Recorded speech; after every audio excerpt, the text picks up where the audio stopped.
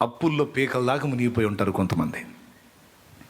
ఆర్థిక ఇబ్బందుల్లో ఇల్లు దొరలటం కష్టమైపోయి ఏం చేయాలో అర్థం కాదు, చచ్చిపోతే బాగుండని యాతన పడుతుంటారు, వేదన పడుతుంటారు, చావును ఎదురు చూస్తూ ఉంటారు. అప్పుల బాధ భరించలేక కుటుంబ సభ్యులు ఇంటిలో వెలిగించబడిన ఒక దీపం ఉంటే ఆ వ్యక్తి వెలిగించాల మిగిలిన వాళ్ళని. ఏ విషయంలో తెలుసా? విశ్వాస విషయంలో వెలిగించాలి. ఏమనో తెలుసా? కృంగిపోవద్దు, భయపడవద్దు, నిరుత్సాహపడవద్దు. మనం ప్రభువుని నమ్ముకున్నాం, యేసయ్య బిడ్డలం. ఆయన మనల్ని అవమానానికి అప్పగిస్తే అవమానం పొందుదాం. ఆయన మనల్ని రోడ్డు పాలు అవడానికి అప్పగిస్తే రోడ్డు పాలు అవుదాం.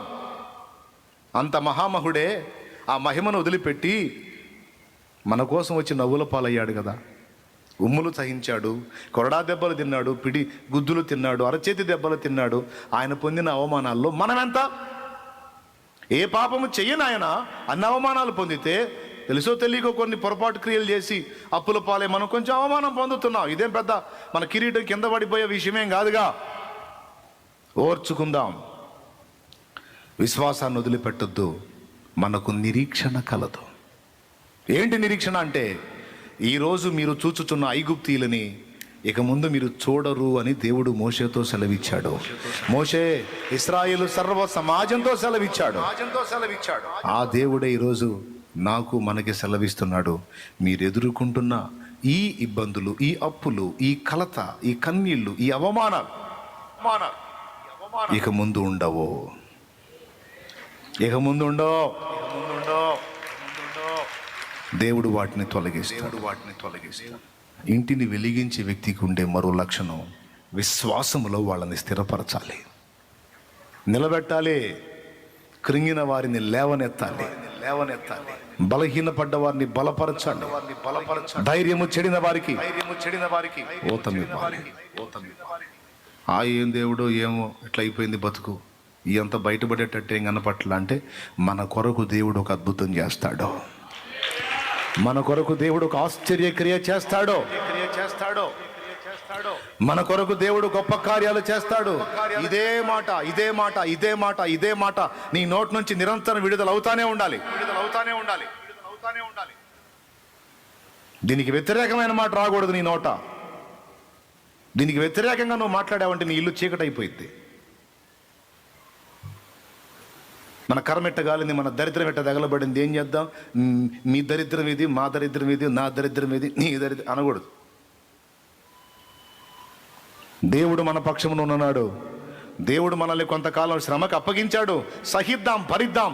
తప్పకుండా వీటన్నిటిని దీవెనలుగా నా దేవుడు మారుస్తున్నాడు. అను నీ పిల్లలకు చెప్పు, నాయనా నువ్వు అనుకున్నది జరగలేదని కృంగిపోవద్దురా. మన దేవుడు గొప్పవాడు. నువ్వు అడిగేదానికంటే, ఊహించేదానికంటే గొప్ప కార్యాలు చేస్తాడయ్యా. అమ్మగా నువ్వు నిరీక్షణ ఇవ్వాలి, నాన్నగా నువ్వు నిరీక్షణ ఇవ్వాలి నీ బిడ్డలకి, కొడుకుగా కూతురుగా నిరీక్షణ ఇవ్వాలి నీ పిల్లలకి. విశ్వాసంలో దిగజారిపోయి పోనీకూడదు, లేవనెత్తాలి, ధైర్యం ఇవ్వాలి. లేడా దేవుడు? కాడా బలవంతుడు? చేయడా సహాయం? కన్ఫర్మ్. భార్యను ధైర్యపరచాలి, భార్య భర్తను ధైర్యపరచాలి. కృంగిపోవద్దయా. అవమానానికి అప్పగిస్తే అవమానం పొందుదాం. సామాగ్రి రోడ్డు మీద వేసే గతి పడితే అంత అవమానాన్ని కూడా సిద్ధపడదాం. యేసయ్య కంటే గొప్పవాళ్ళమేం కాదు. మనకేదో అయిపోయింది, అవమానం అయిపోతుంది, పరువు పోతుంది, సద్దాం బతుకుదాం. వద్దా. మన దేవుడు చచ్చిన వాడైతే చద్దాం మనం. మన దేవుడు సజీవుడు, మన దేవుడు సజీవుడు, సర్వశక్తి గల దేవుడు. ఎల్ షడ్డాయ్. ఎందుకయ్యా మనం చచ్చేది? ఎందుకయ్యా? వద్దు, ఓర్చుకుందాం, ఎదురు చూద్దాం. మన కోసం ఎంత అద్భుతమైన చేయటానికి సిద్ధం. जो बुलेट्स है वो ऑटोमेटिक रुक మన కోసం ఎంత అద్భుతమైన చేయటానికి సిద్ధం. మన ఓర్పు, సహనం, మన విశ్వాసం పరీక్షింపబడుతుందయ్యా. ఓ భార్య నీ భర్తకు చెప్పాలి, మన విశ్వాసం పరీక్షింపబడుతుందయ్యా. ఓ భర్త నీ భార్యకి చెప్పాలమ్మా, తండ్రి మన విశ్వాసాన్ని పరీక్ష చేసుకుంటున్నాడు, ఇబ్బంది కొలిమిలో నలిపి మనల్ని టెస్ట్ చేసుకుంటున్నాడు. ఆగమ్మా, ఆయన కార్యం జరిగిద్ది. ఇరుకునే విశాలంగా మారుస్తాడు, చీకటిని వెలుగుగా మారుస్తాడు, ఓటమిని గెలుపుగా మారుస్తాడు. కొంచెం ఆగు, చూడు. ఎంతమంది ఉన్నారండి ఇట్లా? మాదిరికరమైన జీవితం, ఓర్పు, సహనాలు, క్షమాగుణం, దయాగుణం మాత్రమే కాదు, బలహీనపడి కృంగిపోయి భయపడుతున్న కుటుంబానికి బాసట, ధైర్యం. ఏం భయపడద్దు, యేసయ్య ఉన్నాడు, ప్రార్థన చేద్దాం, అంత కాకపోతే ఉపవాసం ఉందాం, మొర్ర పెడదాం, దేవుడు కదులుతాడు. దేవుడు నమ్మకం లేదా? ఎంతమంది జీవితంలో కార్యం చేయాలా? భక్తులను వదిలిపెట్టాడా? అన్యాయస్తుడా? అబద్ధీకుడా? వాగ్దానం ఇచ్చి తప్పుతాడా? నో నో, ఖచ్చితంగా సహాయం చేస్తాడు.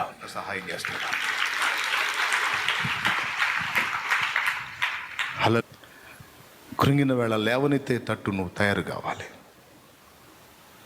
గుర్తుపెట్టుకో, దేవుని చేత నిజంగా వెలిగింపబడ్డ వాళ్ళ దగ్గర నుంచి ఈ లక్షణాలు బయటకు వస్తాయి. ఓటమిని ఒప్పుకోరు, అవమానం వచ్చిందని కృంగిపోరు, ఆనందంగా స్వీకరిస్తారు. చిరునవ్వుతో, ముసి నవ్వులతో అవమానాన్ని తాళుకుంటారు. ఎందుకు తెలుసు ఏం జరిగిద్దో. నీ స్థితి చూసి నవ్విన వారే, నీ స్థితి చూసి నవ్విన వారే, సిగ్గుపడి దినమొచ్చేనులే, విడుదల సమీపించును, నీకు వెలుగు ఉదయించును, విడుదల సమీపించును, నీకు వెలుగు ఉదయించును. చెమ్మగిల్లు కళ్ళలోన కన్నీళ్ళెంత కాలం, కష్టాల బాటలోని యేసును బట్టి, ప్రభువుని బట్టి, నిన్ను నన్ను బట్టా? మరి గందరగోళం అయిపోయిన నీ లైఫ్, చిందరవందరైపోయిన నీ లైఫ్, యేసును బట్టి ధైర్యం ఉంది, ఒక క్రమంలో నీకు వచ్చిద్దని. సమర్థుడా, చేతగానుడా? నిందపాలయ్యావా? మొయ్యి. నిందపాలయ్యావా? మొయ్యి. ఉంటుందా నింద? పూదండగా మారిద్దే. లేడా? చూడట్లేదా? గమనించట్లేదా? అన్నీ చూస్తానే ఉన్నాడు, గమనిస్తున్నాడు. ఎంత మాత్రం ఉంది సరుకని. సంతోషంగా స్వాగతించు, నీకు స్తోత్రం అను. ఆయనకెళ్ళే చూసి కన్నీళ్ళు గారు. ఈ అవమానాన్ని బట్టి కూడా నీకే వందనాలయ్యాను, ఈ ఆకలిని బట్టి నీకే వందనాలు, ఈ లేమిని బట్టి నీకే వందనాలు, ఈ వస్త్రహీనతను బట్టి నీకే వందనాలు, నవ్వుల పాలైన నా బ్రతుకుని బట్టి నీకే వందనాలు, నీకే నిన్ను వదలను ప్రభువా. నేను అంత విశ్వాసాన్ని కోల్పోను. కానీ చావను. నాకున్న ఈ ఆర్థిక ఇబ్బందులు, అప్పులు, ఆ సమస్యలు, ఈ సమస్యలు, నన్ను ఎవరు పట్టించుకోవట్లేదు, నన్ను ఎవరు ఆదరించట్లేదు, ఇక నేను ఎందుకు బతకాలి, నన్ను ప్రేమించేవాళ్ళు లేరు, ఈ వీటిని ఆధారం చేసుకొని చావును. నాకు నువ్వు ఉన్నావు, నేను నమ్మినట్టయింది. చావుకి ఇవ్వంటే నువ్వు లేవు అని నమ్మినట్టయింది. నేను ఎందుకు నమ్ముతా అట్లా? నువ్వు ఉన్నవాడవు.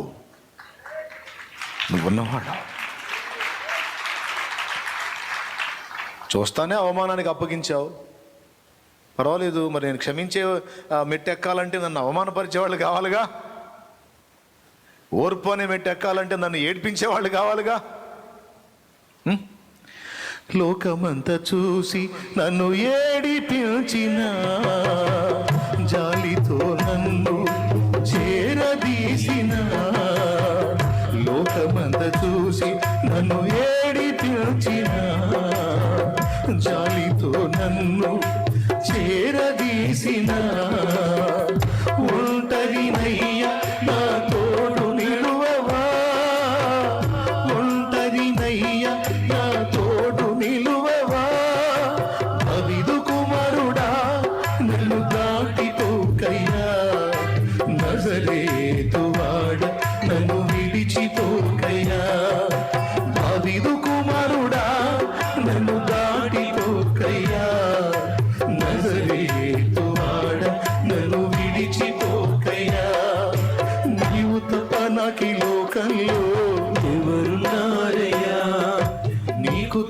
నాలో ఎవరికి చోటే లేదయ్యా, నీవు తప్ప నాకు ఈ లోకంలో ఎవరున్నారయ్యా, నీకు తప్ప నాలో ఎవరికి చోటే లేదయ్యా.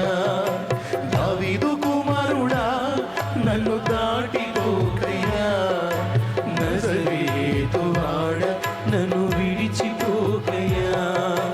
దావీదు కుమారుడా నన్ను దాటిపోకయ్యా, నజరేతు వాడ నన్ను విడిచిపోకయ్యా. దేవునికి మహిమ, దేవునికి మహిమ. కలతలు ఎక్కువగా కానీ, ఇబ్బందులు ఎక్కువగా కానీ, కాస్త సెగదగలగానే యేసుప్రభు నమ్ముకుంటే నాకేం లేదు, ఆయన వదిలిపెట్టి మళ్ళీ వేరే దానికి వెళ్ళిపోతా, దానికి వెళ్ళిపోతా, దీనికి వెళ్ళిపోతా అని సర్దుకుంటావా? లేకపోతే ఎన్నైనా పర్వాలేదు, నిన్ను వదిలే ప్రసక్తి లేదని మొండిగా కూర్చుంటావా? సైలెంట్గా అబ్జర్వ్ చేస్తాడు. పర్వాలేదు, గట్టిగానే నువ్వు నిగ్గు తేలితే అప్పుడు ఓపెన్ చేస్తాడు, అప్పుడు ఓపెన్ చేస్తాడు. నువ్వు పట్టజాలవిక. ఏ కహానీ బాత్ ని, ఏ సచ్ బాత్ హై. దేవునికి స్తోత్రం. ఓపెన్ చేస్తాడు అప్పుడు. నీ నీ నీ పక్షమున ఆయన ఉన్నాడని, నీకు దేవుడు తోడై ఉన్నాడని సకల జనులు తెలుసుకునేటట్టు చేస్తాడు. అవునా అన్న? అట్లా కూడా జరిగిద్ది. ప్రకటన గ్రంథంలో ఉంది, నేను నిన్ను ప్రేమించుతునని సాతాను సమాజం వాళ్ళంతా తెలుసుకునేటట్టు వాళ్ళని తెచ్చి నీ కాళ్ళ దగ్గర పడేస్తాను అన్నాడు. ఫిలదెల్ఫియా సంఘానికి చెప్పాడు ఆ మాట. నీ పక్షంగా కార్యం చేస్తాడు దేవుడు. అయితే ముందే చెప్తున్నా, ఒకవేళ అవమానాల్లో నువ్వు ఉంటే సహించు, విశ్వాసాన్ని వదలొద్దు, ఇంటి వాళ్ళని వెలిగించో, బలపరచో, శ్రమ ఎక్కువయ్యే కొద్దీ ప్రార్థనకు పురికొల్పో, దేవునికి దగ్గర చేయి, అసలు ఇక చూసుకో. సగ ఎక్కువయ్యే కొద్దీ దగ్గర అవుతుండాలి దేవునికి. వెళ్తాడు వాడే శోధించి శోధించి ఇసుగుబుట్టి. ఆటేకాల శోధింప బాడాని ఇయ్యడు. ఇక చాలే పోరా అంటాడు. నువ్వు ఎన్ని ట్రిక్కులు చేసావో అన్ని ట్రిక్కులు నా బిడ్డ సహించదుగో, నాకెళ్ళే చూస్తున్నాడు. నాకెళ్ళే చూస్తున్నాడు. నువ్వు అదిగో నా కుమార్తె, నా కూతురు నాకెళ్ళే చూస్తుందిరా, ఇంకెక్కువైందిరా, అదిగో నా బిడ్డ కన్నీళ్ళు, నా బుడ్డిలో దాచాను నా బిడ్డ కన్నీళ్ళు, అక్కడి నుంచి అని గద్దించి నిన్ను గూర్చాను తన దూతలుగా జ్ఞాపిస్తాడు. చేతులెత్తి దీవిస్తాడు. నీవు దీవించబడిన దానవు, దీవించబడినవాడు. అప్పుడు నేను చెప్పిన ఈ వాగ్దానాలు నెరవేరుతాయి. ఇక్కడ ఉంది, ఆడ కూడా ఉంది. అందుకే చెప్తున్నా, విశ్వాసాన్ని వదలకూడదు. ఇంటిని కూడా విశ్వాస విషయంలో బలహీన పడనీయకూడదు. ఏం చేశాడు మనకు దేవుడు అననీయకూడదు. చేస్తాడాగు, ఎప్పుడు చేస్తాడాగు. నువ్వు 100 సార్లు అడిగిన ఇదే సమాధానం, దేవుని కార్యం జరిగిద్ది, దేవుని కార్యం జరిగి తీరిద్ది, అంతే, నిశ్చయం. చెప్పండి, అందరూ చెప్పండి. ఎంతమంది బాధల్లో, వేదనలో, దుఃఖంలో, కన్నీళ్లలో కృంగిపోయి ఉన్నారు? చెప్పుకోండి మనసుతో, దేవుని సమాధానం నిశ్చయం. దేవునికి మహిమ. గట్టిగా చెప్పాలి ఒకసారి అందరూ కలిసి, విశ్వాసంతో, నా దేవుని సమాధానం నీకు రాబోతుంది. కానీ తెలియకుండా నువ్వు శ్రమ పడట్లా. తెలుసా? తల్లి కడుపులో పడక ముందే నువ్వు తెలుసు ఆయనకి. నువ్వు తెలిసినప్పుడు, నీ పేరు తెలిసినప్పుడు, నీ పుట్టు పూర్వతలు తెలిసినప్పుడు నీ బాధలు తెలియవా? నీ అవమానాలు తెలియవా? నీ నిందలు తెలియవా? నీ ఆకలి తెలియదా? నీ అవసరత తెలియ, మొత్తం తెలుసు, అన్నీ తెలుసు. తెలిసే గమనిస్తున్నాడు.